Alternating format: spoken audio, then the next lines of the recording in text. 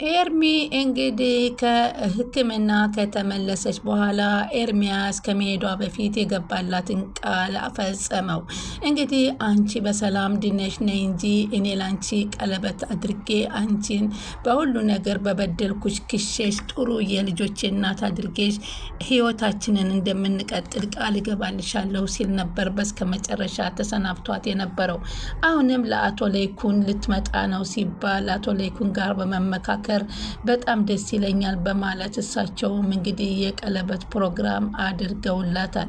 ይኸውም ያደረጉላት ከጎኗ በታመመች ሰዓት እንደዚህ የዚህ አይነት ህመም እንኳ ታማለች ብሎ ከጎኗ ሳይርቃት ካጠገቧ ሆኖ እስካሁን ድረስ ስላልተለያት በእናንተ በተሰበሰባችሁበትም ሁላችሁ ቤተሰቦቼ ላመሰግነው ኤርሚያስን እፈልጋለሁ በማለት ካመሰገኑት በኋላ ቀለበቱን ፕሮግራም ሲነግሯት እሷም በጣም ተደናግጣ ደስታ በደስታ ሆነ።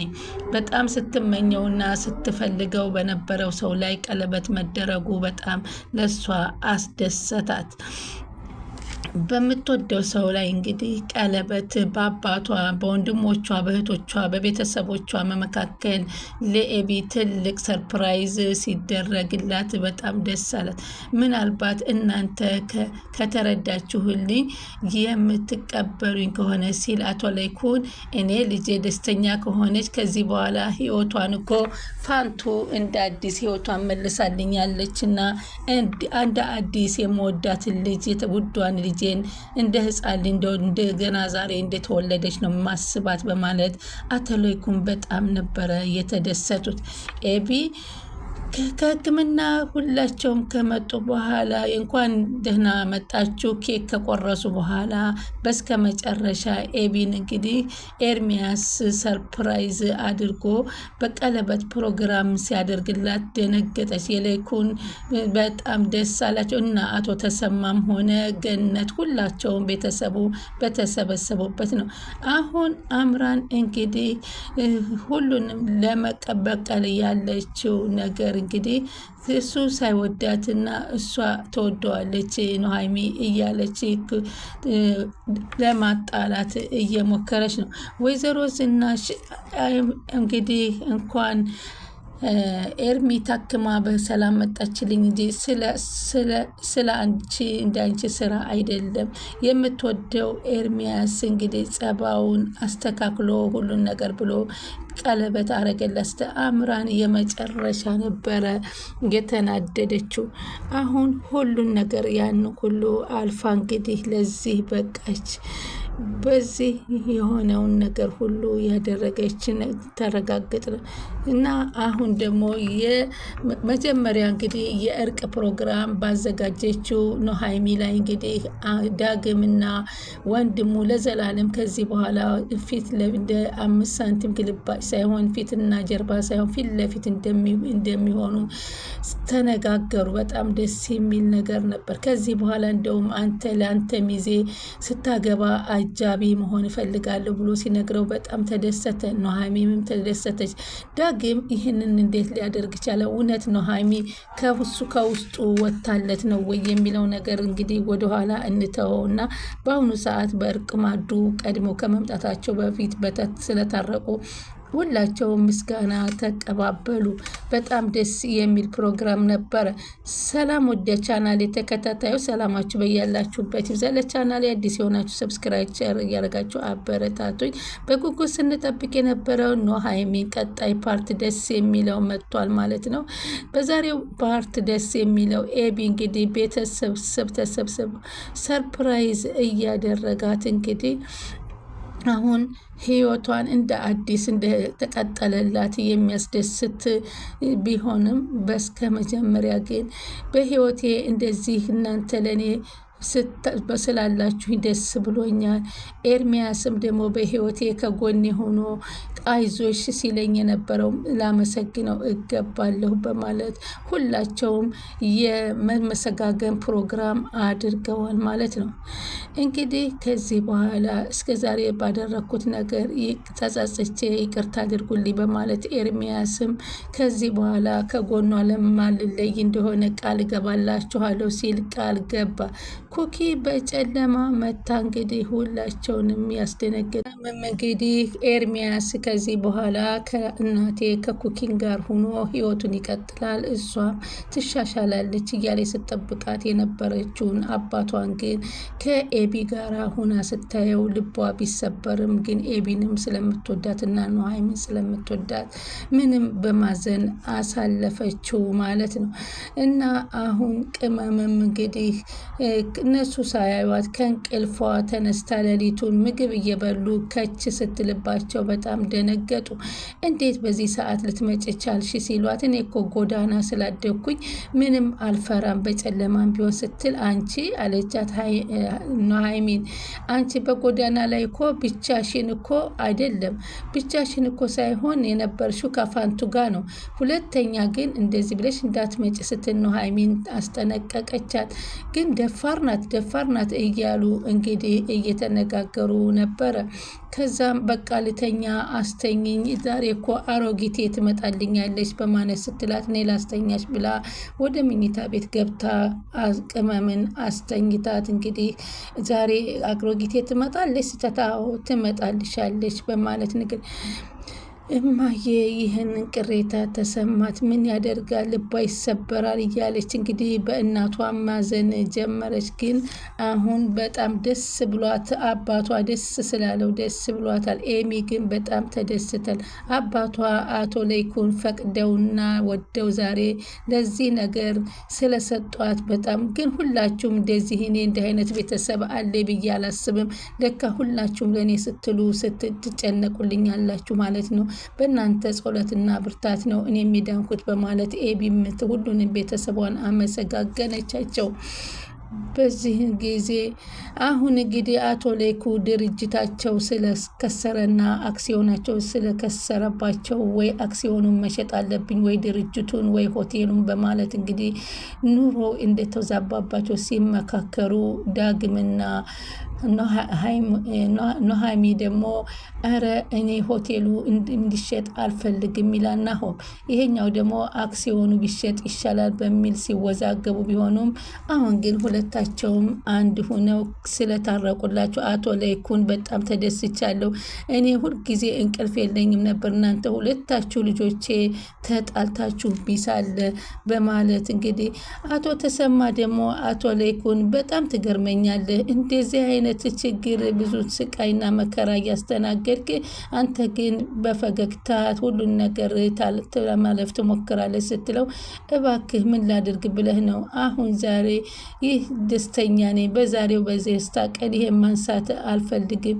የቤተሰቤትን አለችኝ የሚላትን ውዷን ልጄንና ስስቴን ልጄን ሳክማ ስለዳነችልኝ ከዚህ በላይ ምን እፈልጋለሁ? ምን አይነት እድልኝነት አለ ብለህ ነው?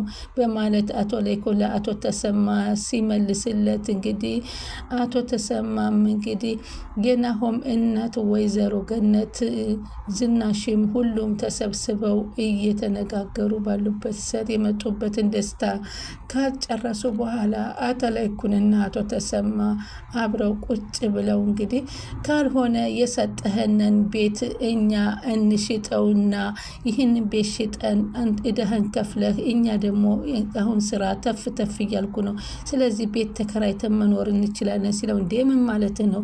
ይሄማ አይሆንም፣ እንዴት ይሄን ትለኛለህ ምናምን ሲለው አዎ ህይወታችሁ እንግዲህ እንደ ወትሮ ማንነትህ እንዲሰማል አንተ እኮ ነህ እኛን እንዲህ ለዚህ ያበቃኸኝ አሉት። አቶ ለይኩም ለናሆም ሰርፕራይዝ ያደረገውን ቤት ናሆም ሲናገር እንግዲህ ናሆም እንግዲህ አባዬ አንድ ነገር እኮ ሰርፕራይዝ አድርጎናል፣ ፍቃደኛ አባቴ ከሆነ ልናገር ስትል ሲልና ሲጠይቃቸው እንዴ አባዬ ልናገር ሲል አቶ ለይኩም ተናገር ምን ችግር አለው ሲል ይኸውላችሁ አባዬ ለእኔና ለኑሃሚን ቤት ስትጋቡ ልጆቻችሁን ወልዳችሁ የምትኖሩበት ሲል ሰርፕራይዝ አደረገን ሲሉ ሁላቸውም በጣም ተደሰቱ። በተለይ ወይዘሮ ፋንቱ ናሆምን እያየች በደስታ ውስጧ ይፈነድቅ ነበረ። ከዛም ደግሞ ጭራሽም ማለች ነው ሀይሚ እንዴት አድርጎ ሰርፕራይዝ ያደረገን መሰላችሁ? የሚገርም እኮ ነው። ታግቻለሁና ኑ ድረሱልኝ ብሎን እኮ ነው እየተሯሯጥን ስንሄድ ታግቷል ብለን ስንል ድምፁን ቀይሮ ጭራሽ አባዬ ሆነ ብለው እንግዲህ ሲነግራቸው በጣም ደስ ይላል። ይገባችኋል አሉ። ዝናሽ እንግዲህ ምንድን ነው እውነት ነው ግን አለች። አዎ የኔ ባል እኮ እንዲህ ነው አለች። ጀግና ነው አለች። አሁን በደስታ ሁላቸውም እንግዲህ ፈገግ አለች።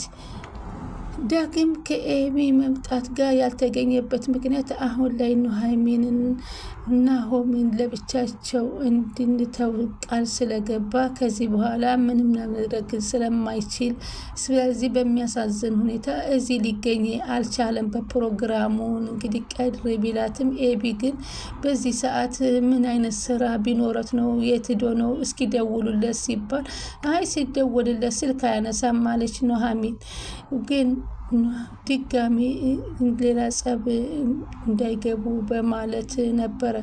ስለዚህ ከዚህ በኋላ ግን ሌላ ጸብ ላይገቡ ሁላቸውም ቃል ገብተዋል። ኑሃሚ እንግዲህ ደስተኛ ስለሆነ ፕሮግራም መገኘትም ቢኖርበትም ከዛ ቤት ወጥቶ ሄደ።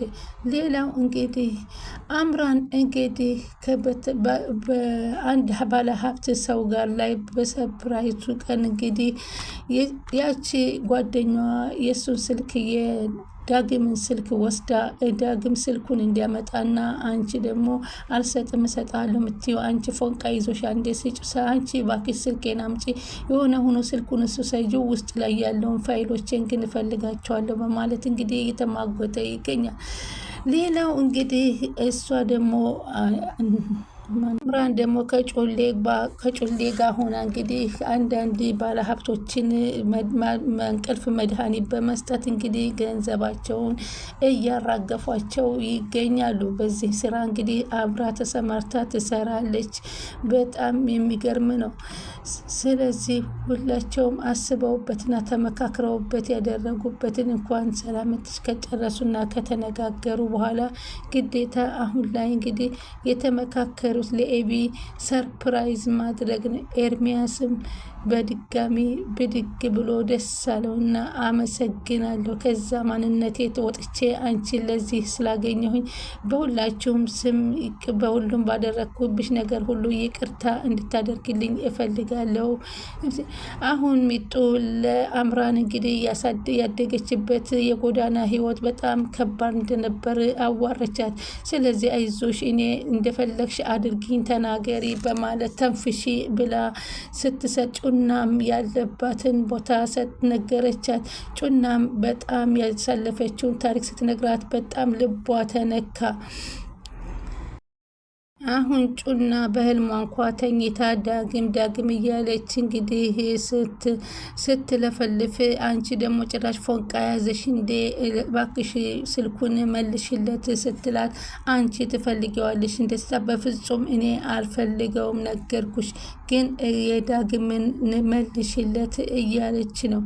እንግዲህ የኤርሚያስና የኤቢን ህይወት የምትበጠብጠው እንግዲህ የኤርሚያስ የቀድሞው ሚስት ኮኪን እንግዲህ በፍጹም እኔ ከዚህ ተቀምጬ እሱን በፍጹም አሳልፌ ለሌላ ሰው አልሰጥም ብላ ብትናደድም አሁን ግን ምንም ስለማይፈልጋት እሱና እንድትለወጥ ቢመክራት ስላልተመከረች ከዚህ በኋላ እንግዲህ ምንም ነገር አይመለከትሽም፣ እኛ ከዚህ በኋላ ሌላ ህይወት መስርተናል። ከዚህ በኋላ ደግሞ ልጄንም ከፈለግሽ እኔ ራሴ ነኝ እምይዛት ያለዛ አልሰጥሽም፣ አዲስ ህይወት አዲስ ተስፋ ጀምሬያለሁ፣ አንቺም ህይወትሽን ቀይሪ በማለት ሲነግራት ኩኪንም በጣም ተናደደች። እንግዲህ አሁን ደግሞ አቶ ለይኩን እንግዲህ እያስጨነቀ ያለው አንደኛ የፋንቱ ጉዳይ ነው። ፋንቱ አሁን ያላትን ቤት ውስጥ ግልጽ እንደሆነች የናሆሜን ስም ልትናገር ከጫፍ ደርሳለች።